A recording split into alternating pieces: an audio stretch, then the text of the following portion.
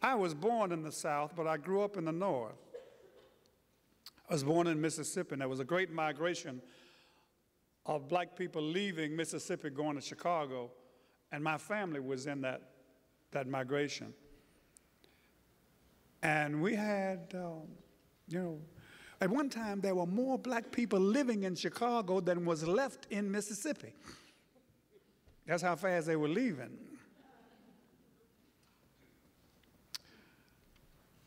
I saw the civil rights movement getting started, and I wanted to be a part of it. So I decided I would look for an opportunity to come south. And I did. Very small church, newly organized, and they called me as their pastor in Memphis, Tennessee. And when I announced that I was going to Memphis, my brothers in Chicago said, "Man, you must be crazy. Don't you know Chicago is the promised land for black people? You're already in the promised land. Why are you voluntarily going back to Egypt?"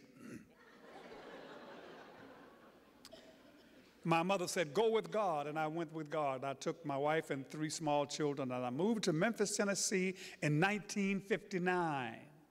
Memphis, Tennessee, I moved to with my family. 1959. I keep repeating that because that was not that long ago. And I want the young people to know how quickly that time goes by. That was not that time. Everything in Memphis was segregated. There was not one thing integrated. Every single thing was segregated. From the cradle to the grave, in 1959 in Memphis, Tennessee, where I lived, everything was segregated. And I really never understood why graveyards had to be segregated, because dead people get along well. They don't bother nobody. I'm winding up now.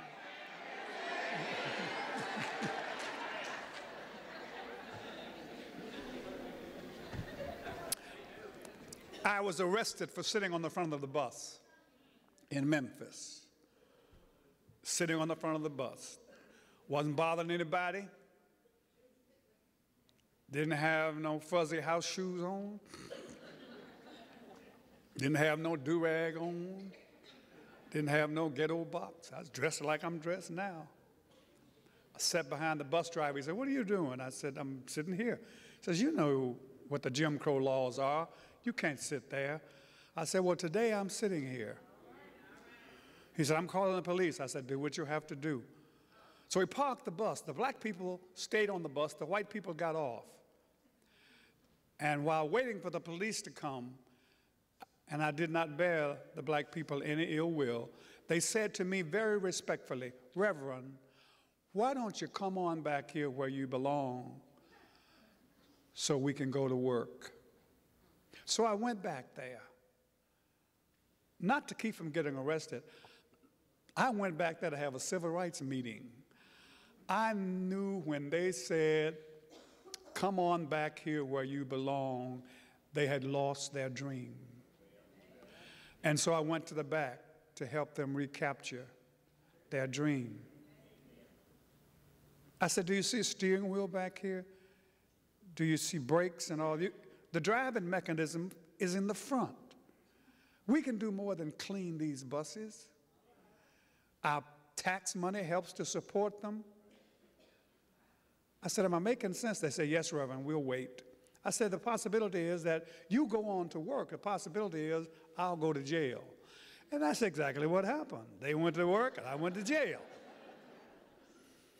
Now, that wasn't no long time ago. And I say that especially for the young people. That time went by so fast. It went by so fast. I mean, just so quick. But as I speak to you now, the chairman of the trustees board of the church where I'm the best pastor they ever had, the chairman of the trustees board is the general manager and president of the bus company that arrested me.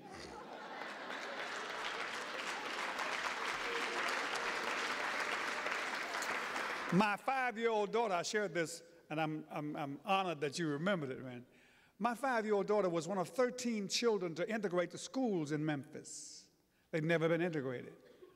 The police came to my home that morning to escort us to school. We got to the school. It was completely surrounded with police. I got out of the car, and the policeman who escorted me to the school introduced me to the policeman in charge. I said, "Good morning, how are you?" He looked at my hand as if I had leprosy. He never touched my hand. He never acknowledged my presence, but he was there to protect us from the howling mob. Thankfully, the howling mob did not show up. The police turned out to be the mob. They said the nastiest things in front of me and my daughter as we walked up to the school. We got in the classroom. The teacher smelled her hair and rubbed her skin as if her blackness would come off. She got the lead role in the school play. The kids, first graders, all first graders, and they got to high school. And she got the lead role in the school play, female. The lead role, male, was white.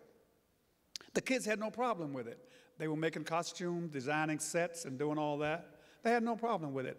But the Dream Buster teacher said, "Not on my watch." And she canceled the play. And my daughter cried, and she cried, and she cried. She said, "Daddy, I want to go to a black college. I'm sick of this." I said, "Darling, you can go to a black college as long as you realize when you get out of that college, the world will still be diverse, and you have to live in it."